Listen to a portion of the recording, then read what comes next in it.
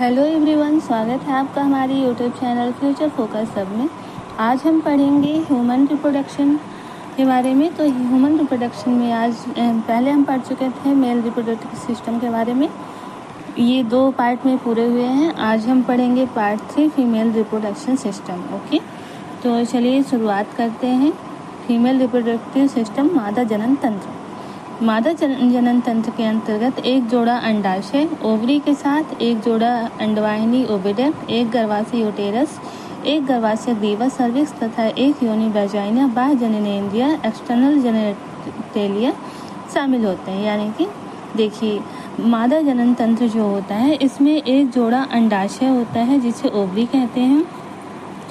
Ovary के साथ में एक जोड़ा अंडवाहिनी होता है जिसे ओविडक्ट कहते हैं। इसके साथ एक गर्भाशय यूटेरस, एक गर्भाशय ग्रीवा सर्विक्स तथा एक योनि वैजाइना बाह्य जननेंद्रिय एक्सटर्नल जेनिटल शामिल होते हैं। ओके, फिर अंडवाहिनी अंडाशय स्त्री के प्राथमिक लैंगिक अंग होते हैं। जो अंडाशय स्त्री के प्राथमिक लैंगिक अंग हैं। जो अंडाशय होते हैं वो स्त्री के प्राथमिक लैंगिक अंग हैं, यानी कि ये जन्म से ही होते हैं। ओके, जो स्त्री युग्मक अंडाणु ओवम और कई स्टेरॉयड हार्मोन अंडाशयी हार्मोन उत्पन्न करते हैं। उदर के निचले भाग के दोनों ओर एक एक अंडाशय स्थित होते हैं। ठीक है, तो जो अंडाशय होते हैं तो स्त्री के प्राथमिक लैंगिक अंग होते हैं। स्त्री युग्मक अंडाणु ओवम और कई स्टेरॉयड हार्मोन्स भी ये उत्पन्न करते हैं और ये उदर के निचले भाग में दोनों ओर एक एक अंडाशय स्थित होते हैं। ओवरी को ही फीमेल सेक्स ऑर्गन्स और ओवम हार्मोन्स भी कहते हैं। ओके, ओवरी होती है ना, ओवरी को ही फीमेल सेक्स ऑर्गन भी कहते हैं, यानी कि मादा जननांग और ओवम हार्मोन्स भी कहते हैं, क्योंकि ओवम हार्मोन्स भी यहीं से रिलीज होते हैं। ओके, प्रत्येक अंडाशय की लंबाई लगभग 2 से 4 सेंटीमीटर के लगभग होती है। जो ये अंडाशय स्थित होते हैं ओवरी में दोनों अंडाशय जो गर्भाशय में जो अंडाशय की लंबाई होती है 2 से 4 सेंटीमीटर होती है। यानी कि जो दोनों अंडाशय होते हैं ये जो अलग अलग साइड में स्थित होते हैं, इनकी लंबाई 2 से 4 सेंटीमीटर के लगभग होती है। और यह सोनी भित्ति होती है तथा गर्भाशय से स्नायु द्वारा जुड़ा रहता है। तो ये जो अंडाशय होते हैं यह सोनी भित्ति और गर्भाशय से लिगामेंट्स द्वारा जुड़े होते हैं। प्रत्येक अंडाशय एक पतली उपकला एपिथेलियम से ढका होता है, जो कि अंडाशय पेटिका ओवेरियन स्ट्रोमा से जुड़ा होता है। देखिए क्या होता है, ये जो प्रत्येक अंडाशय यानी कि दो जो अंडाशय है ना, ये एक पतली उपकला यानी कि पतली परत होती है जिसे एपिथेलियम कहते हैं, उसी से ढका होता है। यह जो कि अंडाशय की पेटिका होती है ओवेरियम स्ट्रोमा से जुड़ा होता है। ये जो अंडाशय होता है ये ओवेरियन स्ट्रोमा से जुड़ा होता है और एपिथेलियम से ढका होता है।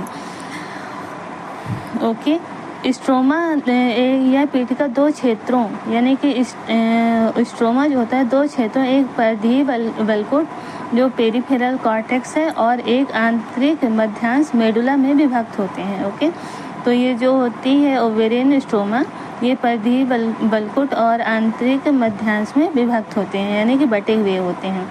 फिर फैलोपियन नलिका होती है। फैलोपियन नलिका की लंबाई 10 से 12 सेंटीमीटर की होती है और फिमरी फैलोपियन ट्यूब में पाया जाता है और फैलोपियन ट्यूब में ही फिमरी पाया जाता है। फिमरी क्या होता है उसको हम आगे चल के पढ़ेंगे, जो हमें अच्छे से स्पष्ट हो जाएगा। फिर हम डायग्राम के द्वारा समझ लेते हैं डायग्राम में क्या क्या होता है। स्थमस भी होता है, एम्पुला होता है, ओवरी होता है, फिमरी, इनफंडिबुलम ये सब होते हैं। ये आंतरिक संरचना होती है। फिर फिमरी आगे चल के पढ़ते हैं। चलिए, फिमरी यह ओवम कलेक्ट करती है। फिमरी क्या होता है, ओवम कलेक्ट करती है। कैसे कलेक्ट करती है, जब ओव्यूलेशन के टाइम पे जो अंडे होते हैं वो बाहर आते हैं, तो अंडे होते हैं गर्भाशय से बाहर आने लगते हैं, तो ये ओवम जो होते हैं उसको कलेक्ट करता है। इनफंडिबुलम क्या होता है, क्लोज पार्ट ऑफ ओवरी, यह अंडाशय की सबसे समीप भाग में स्थित होता है, जिसे इनफंडिबुलम कहा जाता है। इसे कीपक के किनारे अंगुली सदस्य प्रक्षेप होते हैं जिसे झालर कहते हैं। ठीक है, ये जो झालर होती है फिमरी होती है, फिमरी का जस्ट बगल में फेमरे के पीछे यानी कह सकते हैं इनफंडिबुलम होता है, जो ये गर्भाशय के सबसे समीप वाला भाग होता है। ये क्वेश्चन उसमें एग्ज़ाम में आता भी है कि अंडाशय के सबसे समीप भाग कौन, अंडाशय के समीप का सबसे भाग कौन, अंडाशय के समीप सबसे अंडाशय के समीप कौन सा भाग होता है, तो क्या बोलते हैं उसको, इनफंडिबुलम।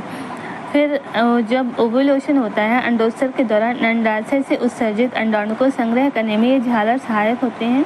कीपक आगे चलकर अंडवाहिनी के एक चौड़े भाग में खुलता है। चलिए देखिए, हमने आपको पहले बताया फेमरी अंडोत्सर्ग के दौरान यानी कि ओव्यूलेशन के टाइम पे जो अंडाणु बाहर आते हैं उन्हें ये झालर इकट्ठे कर लेते हैं।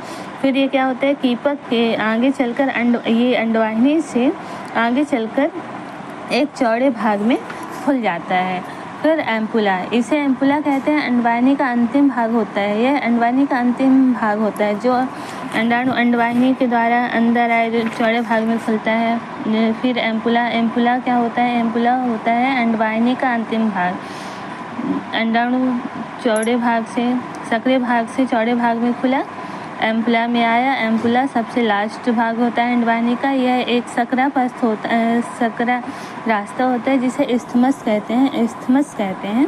इस्थमस में एक सक्रिय अवकाशिका ल्यूमेन होती है जो गर्भाशय को जोड़ता है ना, सक्रिय अवकाशिका ल्यूमेन होती है जो गर्भाशय को जोड़ता है। ठीक है, इसे हम धीरे धीरे करके और आगे पढ़ेंगे। अब इसके बाद पढ़ना है यूटेरस। इन सबको जब हम और अच्छे से पढ़ेंगे तो सारे डाउट्स और क्वेरीज पूरा समझ में आ जाएगा और हमें हर चीज़ और अच्छे से समझ में आ जाएगी। तो हमारे चैनल को, हमारा वीडियो अगर पसंद आया तो चैनल को लाइक और सब्सक्राइब करें और ऐसे ही बने रहें, रोज़ हमारे वीडियो देखें, जिससे सारे कन्फ्यूजन जो होंगे वो एक एक करके समझ में सब आने लगेगा। Okay, thank you.